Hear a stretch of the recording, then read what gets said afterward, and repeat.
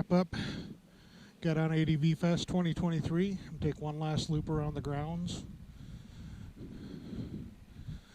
This is a hell of an event. I had a blast. I fully intend to come back in 2024. Just because I can. So that I'd run through and just sort of see the different campers and campsites and get a better idea for the area for where I want to put my tent next year.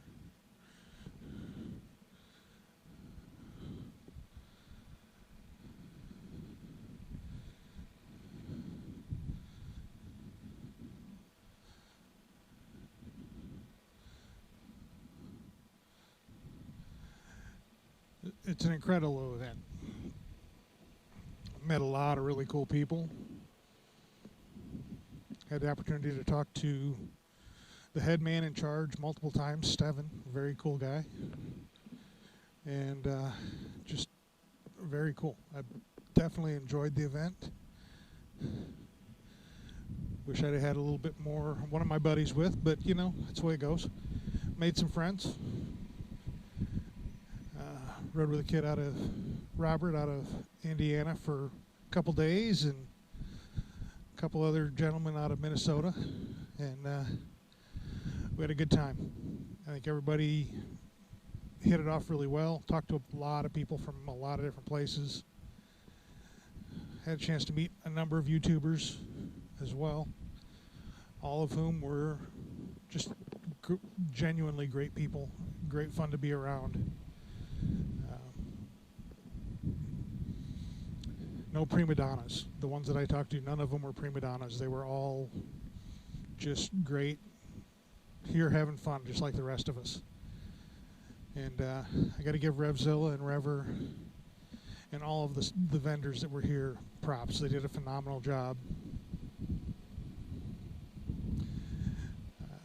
All in all, just a great event. The Buffalo Chip does an amazing job accommodating it, and I could definitely see how the Chip could be a whole lot of fun during the big rally here in a couple weeks. But yeah. And of course, it's the Black Hills. The riding is phenomenal. They did the video release for the Black Hills BDR last night, which is, by the time this comes out, will probably be available on YouTube. It's a fantastic route. Not as challenging as some of the other BDRs. It's more accessible.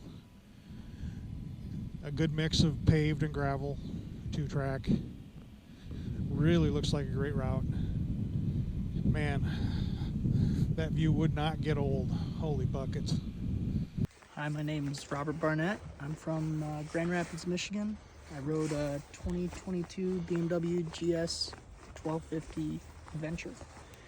And this Get On Adventure Fest was a blast. First time taking it off-road, and did some decently gnarly stuff and had a blast. Didn't drop the bike except for when I turned around on a dirt road, but it wasn't too bad. This driftless biker. Not pushing. I've got a couple hours to burn before a place that I need to stop is opening. So figured I'd just do a little ride out here around this area. I need to hit something in Sturgis. Well, I don't need to, but I want to hit someplace in Sturgis quick. And then I'm going to run down to Iron Mountain Road one more time, hit Custer, do the wildlife loop, Needles, Sylvan Lake area, hit the canyon one more time, or this time. I haven't done it this trip. Fortunately, I don't have to be back to work until Tuesday, and it is Sunday morning. I've only got like 650 miles to go to home. So I think I'm gonna just take it easy because I can. All in all, I'm feeling pretty good. I made myself behave. I had one pretty solid shot yesterday in one of the downhills. I looked myself into a wash and I knew I did it. I knew what I was going to do and I did it anyway. And on that one, I took a pretty good jar to the shoulder. Didn't go down. I kept the bike upright, but it was enough that I said ouch, which is the only time I said ouch the whole trip. Yeah, a little stiff and sore from some of the stuff we did, but nothing hard. I stuck to the easy stuff just because I didn't want to get hurt or bust up my bike. I have to be able to ride it home. Oh, what a gorgeous morning. Holy buckets. It's been fantastic riding out here. It always is, though. I mean, this is the first time I got to get into some of the really gnarly... Okay, I didn't get into the really gnarly. Into some fairly gnarly off-road stuff, and man, it's awesome. I did a little bit with the ATVs with my buddy Jack a couple years ago. My wife and Jack and I did, but that was ATVs, and that was a trail we wouldn't attempt. I wouldn't attempt. Others probably would do it with no problem, but I'm admittedly not that good. I'm good. I'm decent, but I was not about to go to the advanced. I barely got any of the intermediate. I stuck with the easy, just because, like I said, I need to be able to ride my bike home. Physically, I need to be able to ride my bike home, and I physically need my bike to be able to ride home. So why would I risk it? It's just not. It's not smart. So I did the smart thing. Made sure my wife was happy because I'm not coming home hurt. And I got a few things to do on the bike, but nothing major. Like I mentioned in yesterday's video segment about the steering head nut. It's gone. I have another one ordered. I was able to find a temporary standard size but correct thread pitch to get at least a decent bite on it, so I at least have something on there. That's another reason I have to stop a lot, because I got to monitor that just to make sure that it isn't loosening up as the day goes on. And if it is, I need to tighten it back down a little bit. I don't have it torqued to spec. I don't even have it close to torqued to spec, because I don't want to have it torqued to spec, because I don't want to rip up those threads. When the new nut comes, hopefully this week, I can get it put on, because I've got to do some more riding next weekend. Stacy and I are doing a camping trip Friday night, and I need to do one more run of my route for 2 weeks out. So I'm really hoping that part comes this week, because worst case I can ride her bike on Sunday for the Scout. But she wants to be able to ride too, and I would rather be able to ride my own bike and have her ride her bike and really get out and enjoy the ride.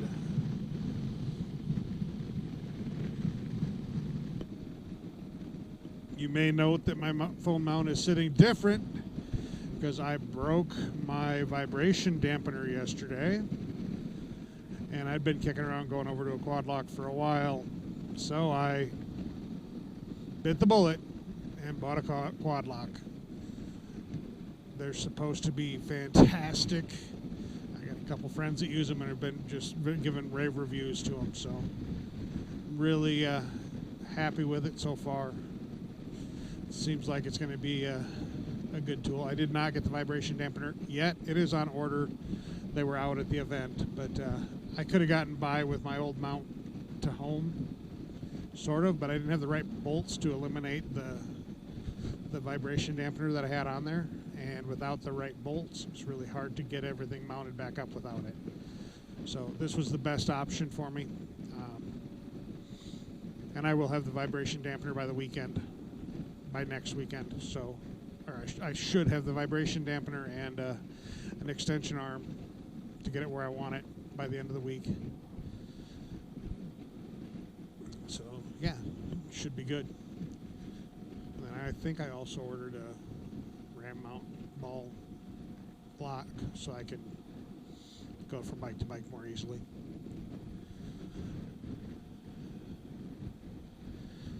Because I have invested heavily in ram mount stuff over the years, and I obviously use it a lot with my cameras and stuff, so I'm set up on all of our bikes with ram mount.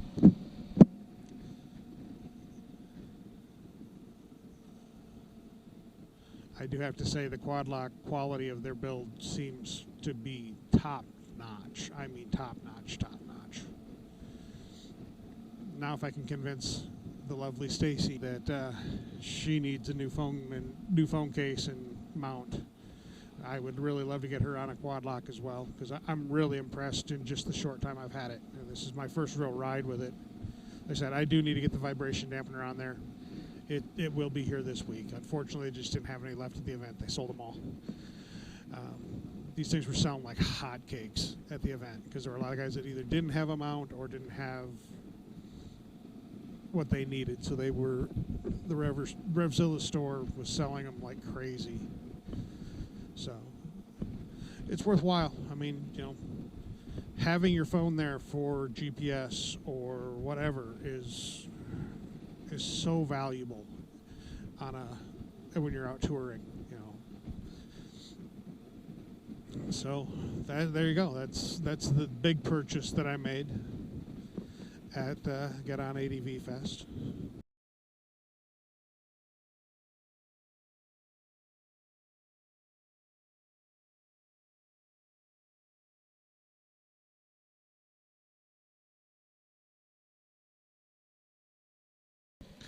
Back on Iron Mountain Road one more time.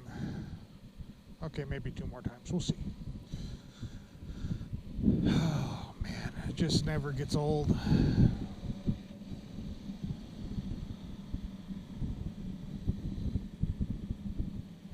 That said, if I was here in 2 weeks, I wouldn't be riding it. There's just entirely too many people trying to ride it. Nothing against the rally, nothing against rally traffic.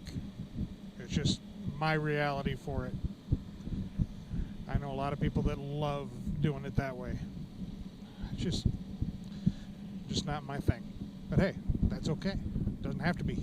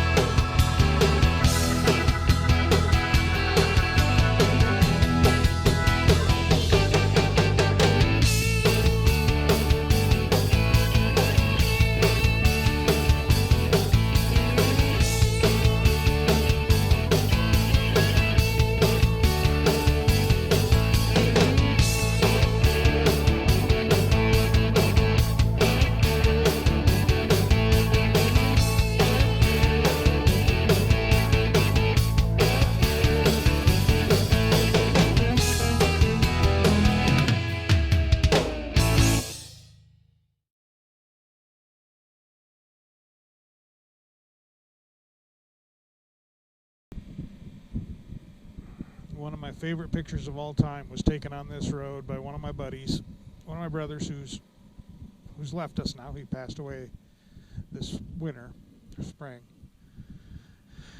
But of two of us, one other buddy and I, and he took the picture, put his camera over his shoulder pointing back, and just clicked off a bunch of pictures. And it was completely unplanned, unstaged, everything. And he got one of the coolest shots of the two of us going around one of these curves. And it's just an awesome, awesome picture. Like, to the point that I made it a calendar shot for one of my calendars years ago.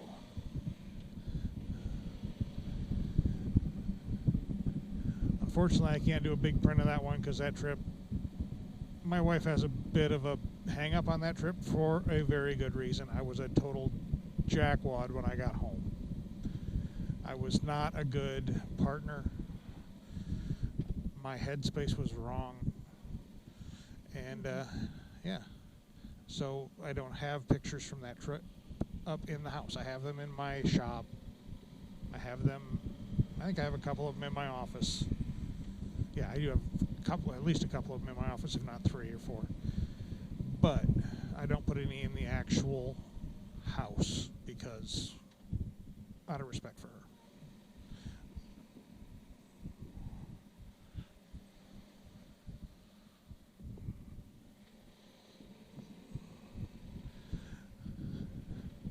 Try to show some courtesy to my partner, you know. She's been a good woman. She lets me do a lot, and she does a lot to make it so that I can do a lot of the things that I do. And without her support, so much of what I do wouldn't be possible.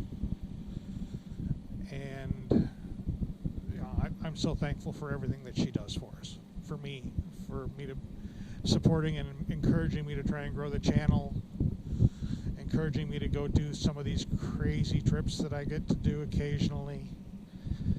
I'm very fortunate to have a job that allows me a substantial amount of vacation time. That's why I'm able to dedicate some time to this. I'm not. It's so beautiful, and there's so much to see. And yes, I see the same things over and over again in some cases, like the Black Hills. But I mean, who doesn't want to see the Black Hills over and over again? It's frickin' gorgeous. Who doesn't want to see the Driftless over and over again? Again, it's gorgeous. If I could do Alaska or something like that every single year, I would. But the financial reality of a trip like that, and the preparation, the budgeting, it's extreme to do that. I'm not a wealthy person, not even kinda. You know, I've got a house with a mortgage, an acreage with a mortgage. I've got vehicle loans. You know, I'm not the guy that's in the position to go, hey, I'm going to go spend $10,000 on a trip. Now, it wasn't $10,000 last year, but I'm not in the position to say I'm going to go spend $5,000 on a trip every single year. I'm in the position where, hey, you know, Get On ADV Fest is frankly a great value as a trip. The package I did was $400, I believe. That included 3 nights at the Buffalo Chip, 2 drink tickets, a $25 gift card, or $25 off at Revzilla store at the Fest with a $100 purchase, which, let's face it, if you're getting something for a motorcycle, it doesn't take long to build up a $100 purchase. Meals,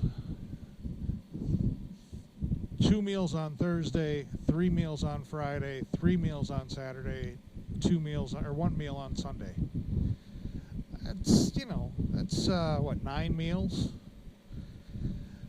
And the meals were good for the most part. I mean, there were a couple things that were but for the most part, the meals were very good. Had entertainment as well. Got to do demo rides for a couple of brands, and it's just a fantastic event. Got to meet some really cool people. Got to meet some really cool YouTubers, some that are dramatically larger channels than I am, probably, and I ever will be. I don't have the draw that they do necessarily. But they're very cool people.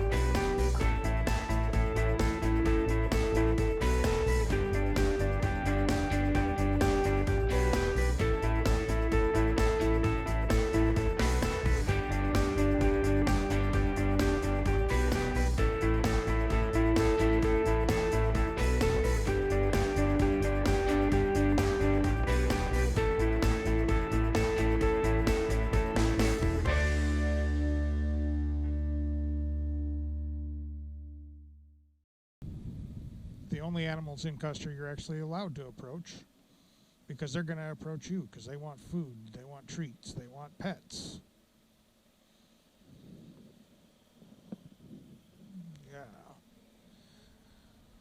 Yeah. Bighorns. Sweet.